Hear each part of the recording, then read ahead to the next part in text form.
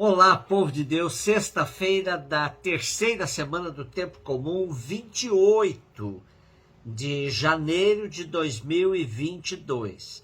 Santo Tomás de Aquino. A nossa reflexão de hoje é a partir de 2º livro de Samuel 11, de 1 a 4a, 5 a 10a, 13 a 17 e Marcos 4, de 26 a 34. No ano seguinte, na época em que os reis costumavam partir para a guerra, Davi enviou Joabe com os seus oficiais e todo Israel, e eles devastaram o país dos amonitas e sitiaram Rabá. Mas Davi ficou em Jerusalém. Ora, um dia ao entardecer, levantando-se Davi de sua cama, pôs-se a passear pelo terraço de sua casa e avistou dali uma mulher que se banhava. Era uma mulher muito bonita. Davi procurou saber quem era essa mulher e disseram-lhe que era Betsabeia, filha de Eliã, mulher do hitita Urias. Então Davi enviou mensageiros para que a trouxessem. Ela veio e ele deitou-se com ela. Em seguida, Betsabeia voltou para casa. Como ela concebesse, mandou dizer a Davi: estou grávida. Davi mandou esta ordem a Joabe: manda-me Urias o hitita. E ele mandou Urias a Davi. Quando Urias chegou, Davi pediu-lhe notícias de Joabe, do exército e da guerra. E depois disse-lhe: desce à tua casa e lava os pés. Urias saiu do palácio do rei e em seguida este enviou-lhe um presente real. Mas Urias dormiu à porta do palácio com os outros servos do seu amo e não foi para sua casa. E contaram a Davi, dizendo-lhe: Urias não foi para sua casa. Davi convidou-o para comer e beber à sua mesa e o embriagou. Mas ao entardecer ele retirou-se e foi se deitar no seu leito em companhia dos servos do Senhor e não desceu para a sua casa. Na manhã seguinte, Davi escreveu uma carta a Joabe e mandou-a pelas mãos de Urias. Dizia nela: colocai Urias na frente onde o combate for mais violento e abandonai-o para que seja ferido e morra. Joabe, que sitiava a cidade, colocou Urias no lugar onde ele sabia estarem os guerreiros mais valentes. Os que defendiam a cidade saíram para atacar Joabe. Morreram alguns do exército da guarda de Davi. E morreu também Urias o hitita. Podemos nos perguntar como escapou essa história que depõe tanto contra o idealizado rei Davi? A perversidade de Davi, que usou seu poder para satisfazer seus caprichos pessoais, é descrita com muito realismo. Quando entramos pelo caminho do pecado, não sabemos até que ponto podemos chegar. Ao pecar com Betsabeia, Davi inicia uma série de pecados que terminam em verdadeiras catástrofes. Não conseguindo disfarçar a primeira culpa, Davi trama a morte de Urias.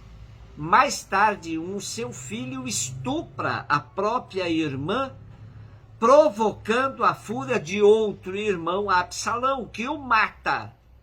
Depois é o próprio Absalão que se revolta contra o pai Davi, obrigando-o a fugir. Segue a guerra civil. Numa das batalhas, Absalão é morto pelos homens do rei. Sabemos quando começamos a pecar, mas não sabemos até onde poderão ir as consequências do nosso pecado. O filho do pecado de Davi não sobreviveu, mas Betsabeia deu à luz depois a Salomão, que será o substituto de Davi no trono.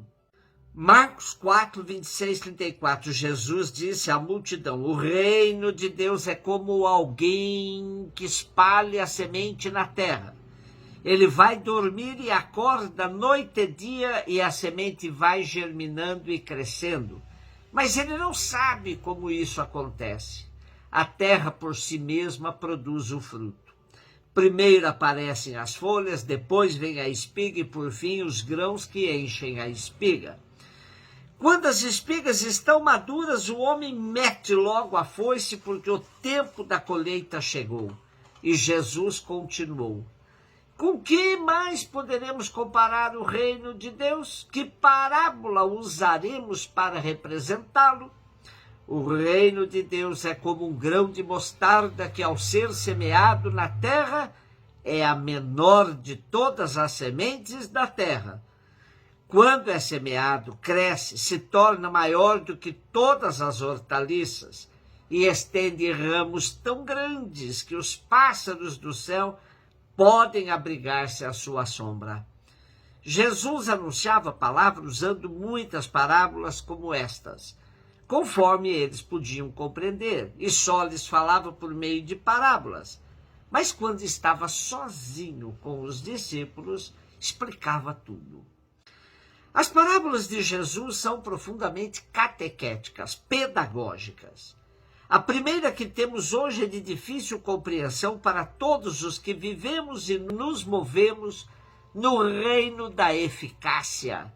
Acreditar que a semente e a terra nos dão seus frutos totalmente de graça, sem contar com nosso esforço, choca nossa mentalidade atual.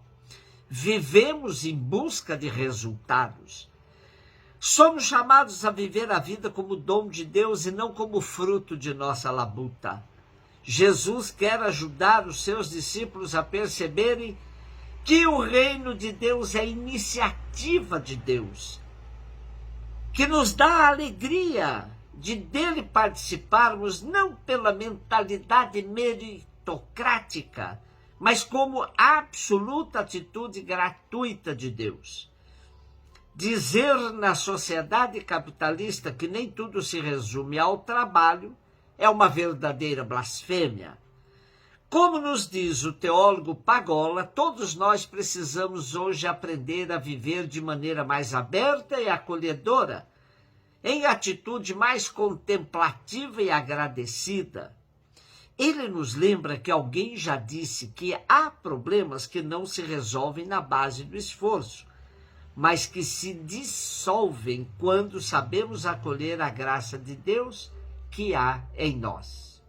E a segunda parábola de hoje é conhecida como a parábola da confiança, da esperança contra a esperança.